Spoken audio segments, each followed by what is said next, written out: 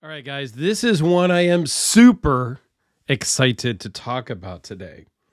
This was loaned in from Chris over at the Thai Addiction YouTube channel. I put a link down below. He has become a really good friend. We chat all the time. We've loaned knives back and forth. We've bought and sold from each other. We've got a deal going right now on a knife that I had on the channel to sell, and I sold it to him, and I am in the process of getting it back. So you'll see an unboxing video coming fairly soon of a new acquisition to my personal collection. But for right now, let's talk about something in his personal collection that, if he didn't love it so much, I would try to work a deal on it. Okay, this is from T.J. Fischer, Todd Fischer Jr. We all know that Todd Fischer, or the Fischer name. Todd Fischer Sr. has made some amazing knives. I have an Archangel from him. It's in the other room. Frank Fischer makes the battle. Fantastic. You've seen my battle. I have a fixed battle. T.J. Fischer made me this, one of the first three King Kamehamehas. I had a Kamehameha in for review from a buddy of mine, and it was just a little too small.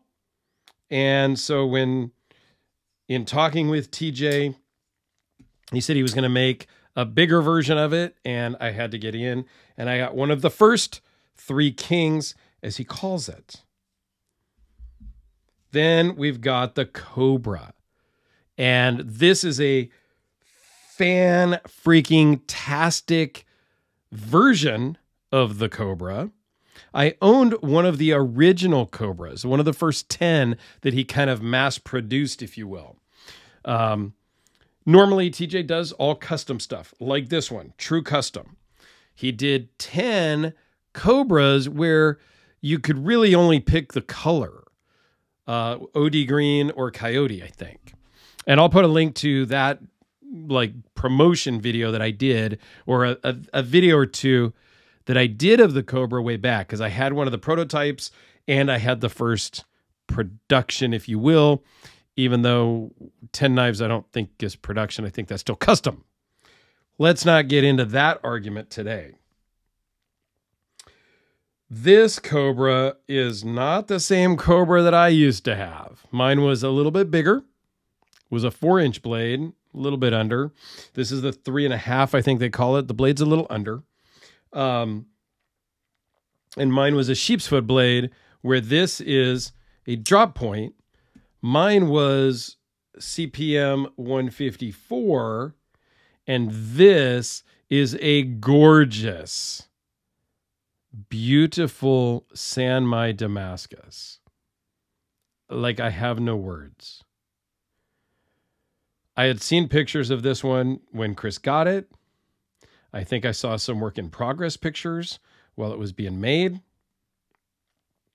And I was blown away, because not only do they have the Sanmai Damascus blade, but they use the same material in the pocket clip. Now, that's something that the whole Fischer family is known for, or does, is they will typically use the same blade steel for the back spacer.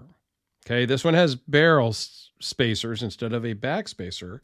But even on my King Kamehameha, even though it's a mono steel, he still did a two-tone back spacer to match the two-tone on the blade. So they really go and spend that attention to detail, that time to do things that most other makers do not do. Okay, I'm not going to say that nobody else uses the same steel as the backspacer, because I don't know that to be true. I do know that it is unusual. It is not the quote-unquote norm in knife making. I think more makers should do that, especially when you have a beautiful Sanmai, as seen here on the spine. Had this knife had backspacer, you would see that same two-tone spine carry all the way through the backspacer, which is just a beautiful and just a nice touch. Okay, this runs on bearings and has a fantastic action. It's kind of a ting instead of a thwack, but I don't have a problem with that at all. This one has a little bit of a deeper sound, but it's a different knife. This thing is fantastic. It's more of the Kamehameha size, I think, without going back and looking at my Kamehameha videos, but the handle shape is different, so my hand doesn't feel cramped here, okay? It is a little small for my hand just because of how it's shaped, but it's shaped differently than the Kamehameha, so my hand does not feel cramped here at all. It feels good. This is a custom knife that I would happily carry every day and not even worry about scratching it up. That's just me. I know Chris does carry this one. I don't know how much, but I would just carry this like all the time. This would not be a special, for me, this would be just an EDC, not special occasion. Just carry it and use it and not worry. It's super sharp. This will get the job done any way you need to go. And it's beautiful. So let's talk about the specs real quick. 4.5 inches closed, 7 7/8 overall, 3.37 inch blade with a 3.4 inch cutting edge. Yes, the blade is, the edge is slightly longer than the blade because I measure from the highest point of the scale to the tip, and then I measure to the edge of the cutting edge, which does go back right about the same on this one. So there you go. Sometimes my measurements are different than others, but hey, it's my channel. Behind the edge, if you guys care about that, which I know some people do, had a few comments, so I've been including it on a lot of the videos recently, is 0.016. It is a beautiful semi Damascus. Blade thickness is 0.191. Overall thickness 0.583. And it weighs in at 5.2 ounces, which is basically the same as your 5-ounce D-cell battery. God, I love this knife. I absolutely love this knife. Way better than the Cobra that I used to own. I've since sold my Cobra. It's okay. You can buy a custom knife and you're allowed to sell it later. And I'm still friends with TJ. We still chat a lot and it's no problem. It's allowed. Life happened. Things, you know, it was time for a change. I don't remember why exactly I sold that one, but I did. I don't know. This thing is fan-freaking-tastic. I'll do a couple of quick size comparisons for you with the Sharpie and the pencil. TJ is still, I mean, he's making knives. You can get on his books all the time. Follow him on Instagram and Facebook. He always posts up, hey, I just finished this one, which means my books are open. That was the Spyderco Delica, AA and D-cell batteries.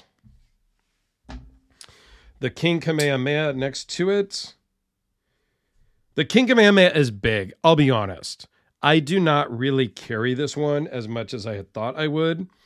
It just takes a lot of room in the pocket. And for that reason, I just don't carry it that often.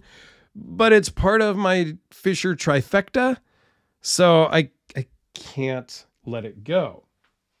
Speaking of the trifecta, and we're talking about the battle earlier, here it is next to my full dress Frank Fischer battle. One of the favorite knives in my collection. There you go, guys. Quick look at the TJ Fischer Cobra. I will put a video up here for the original Cobra that I reviewed a while back. I don't remember the dates, but you'll see it up here and link down below. So have a great day. Go check out that one and reach out to TJ on Instagram or Facebook, and he will gladly get you on the books and build you something fantastic. All right. Thanks a lot, everyone. Have a great day.